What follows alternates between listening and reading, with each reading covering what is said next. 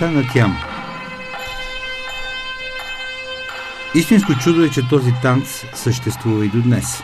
Той не е бил практикуван в продължение на почти 500 години и е възстановен от храмови танцорки по храмовите барелефи.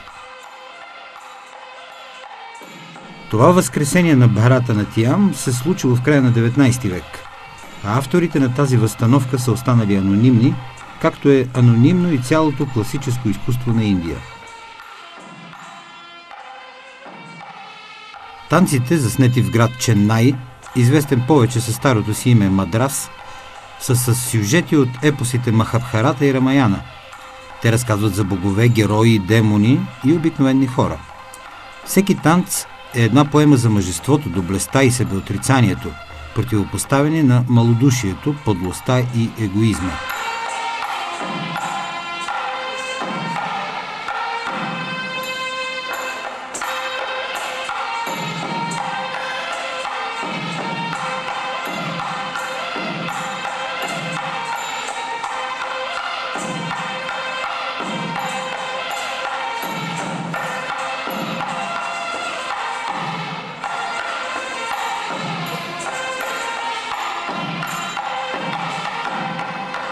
Барата на Тиам се счита за най-трудният танц в света. Танцорката в него играе на 7 нива – рага, абхиная, мудра, асана, нритя, таал и веда.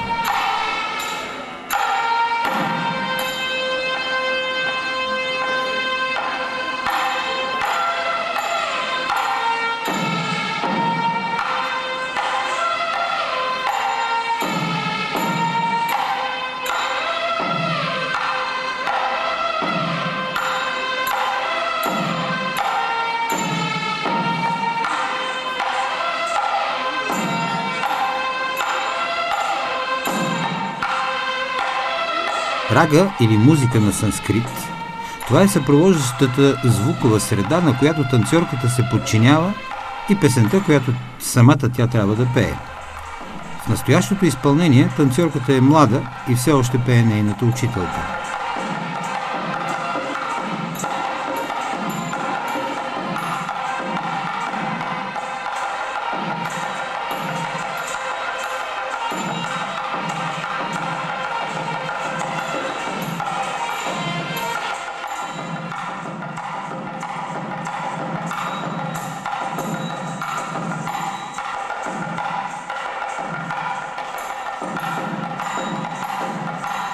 Абхиная е телесна изразителност, включително и на лицето, предаващи вътрешния живот на героите на танца. Не случайно Барата на Тиам се нарича танцова пантомима.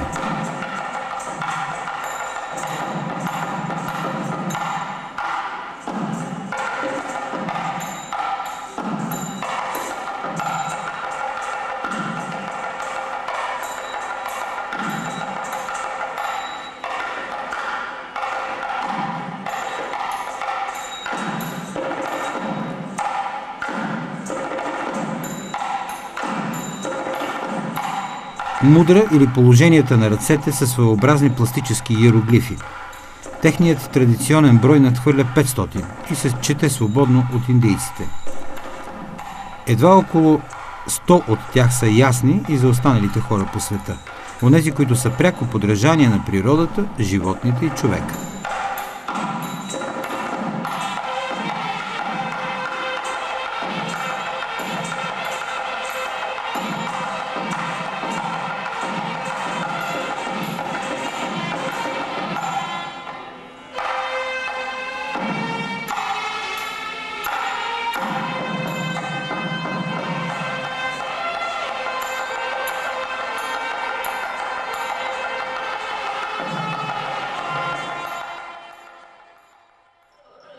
Асана – това е позата на тялото, която отговаря на провеждащото се действие.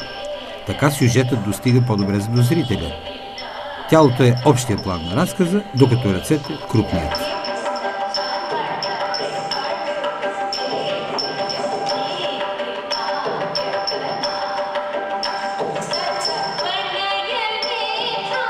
Асаните в Барата на Тиам са над 84 000 и изразяват основните човешки касти, характери и професии, както и най-представителните за тях действия и ситуации.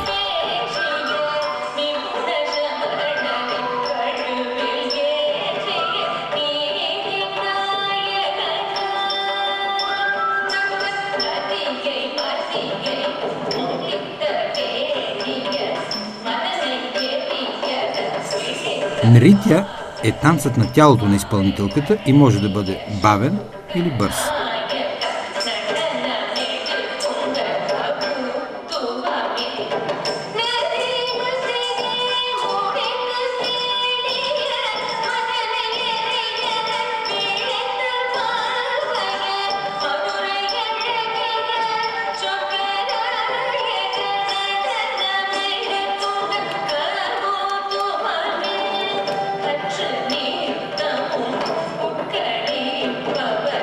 Според древните канони, танцорката трябва да изглежда като забита в земята. Тялото й да изразява връзката с влажната пръст, от която сме произлезли всички и в която ще се върнем неминуемо. Танцът Бхарата Натям, погледнат като биомеханика, е едно непрекъснато губене и намиране на равновесие, метафора на променливите обстоятелства в живота около нас.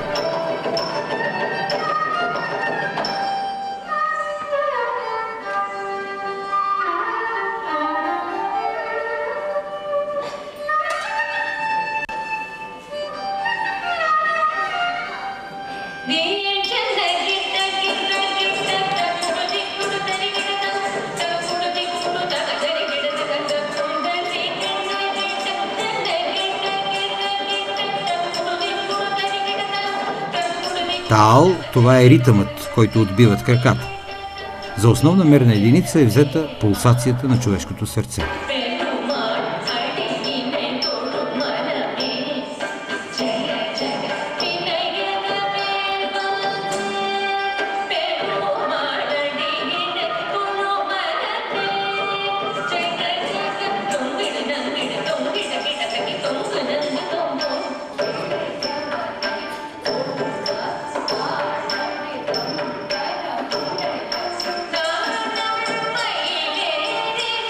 Всяко чувство може да бъде изразено с ритъма на краката, твърдят майсторките на Бхарата Натям. Тяхното движение кара танцорката никога да не се чувства свързана с земята физически. Общо взето изпълнителките на Бхарата Натям докосват земята под себе си най-много в 35% от времето на своя танц.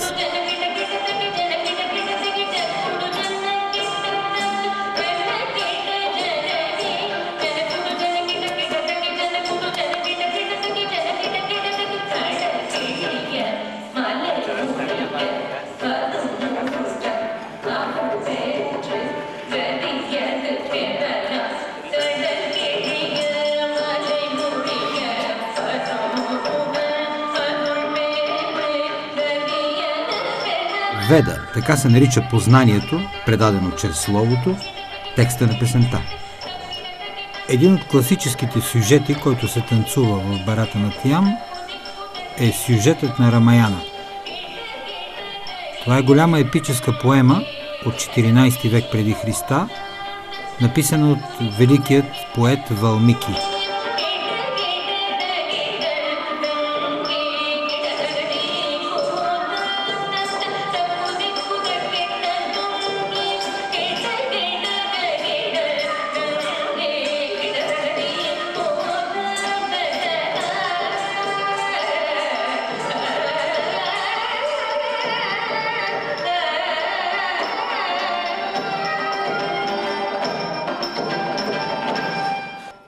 Сюжетът в Рамаяна, танцуван и в Бхарата Натям, е следният. Принц Рама е брат-близнак с Лакшмана. Двамата управляват голямото царство в Айодия, Северна Индия. В деня на сватбата Рама поканва много принцове и се оженва за принцеса Сита. Когато през нощта те отиват за първа брачна нощ, се появява демонът Равана и отмъква Сита. Равана е принц от острова Ланка, наречен по-късно Шри-Ланка или Светата Ланка.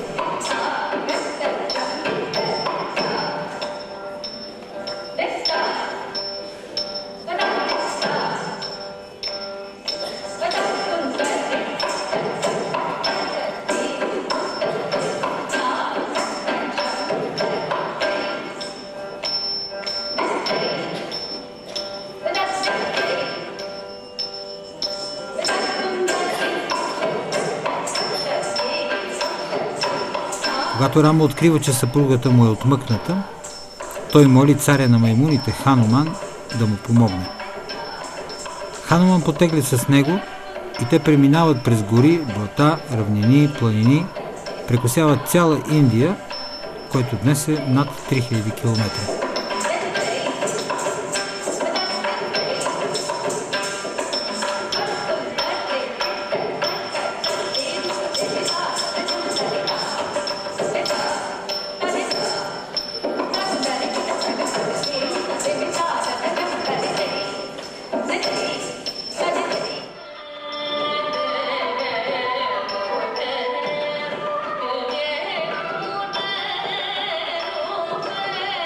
Когато достигат до Индийския океан, те разбират, че техните галери или кораби са подпалени от Равана.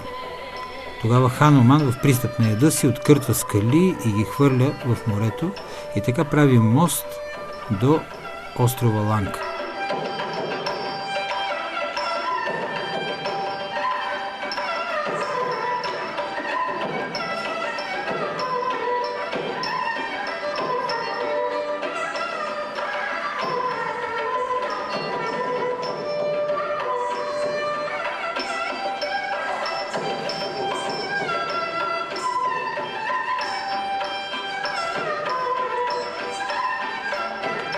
И до днес големи скални отломъци стърчат във водата и се наричат Хануманови стълбове.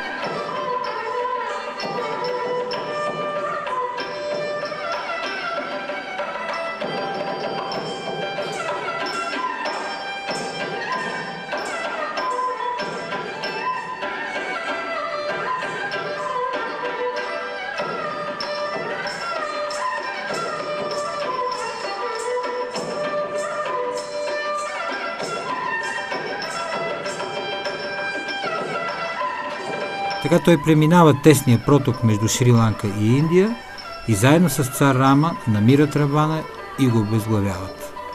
Главата на Равана е закопана в пещерата Сигирия в централната част на Шри-Ланка. И до днес това е едно от най-мрачните места, които може да се видят някъде по земята.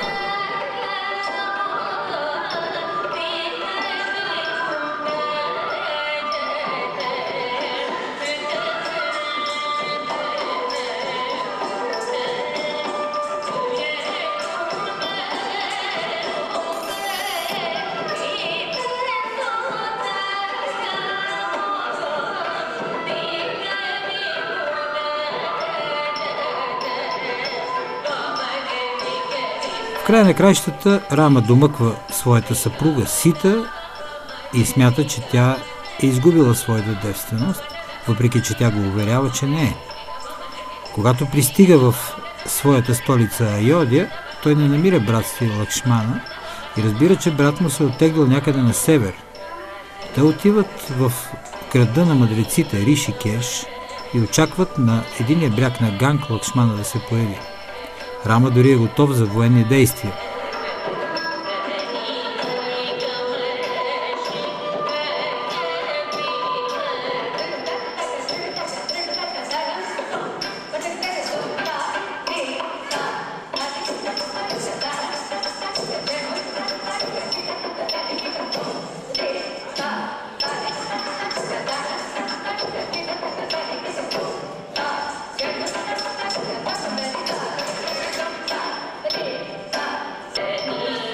Точно този мост Лакшмана връща короната на своя брат Рама и още същата вечер Рама разбира, че Сита му е била вярна през цялото време на неговото отсъствие.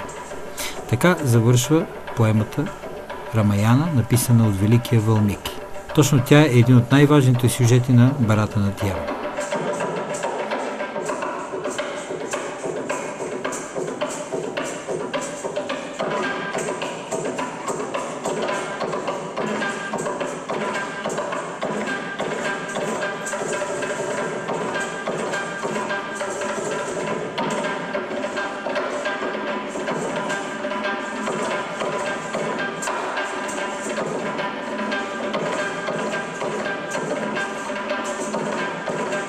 Комбинацията от тези 7 елемента – рага, абхиная, мудра, асана, нритя Таал и Веда представляват лексиката на древното и младо изкуство на Бхаратанатям.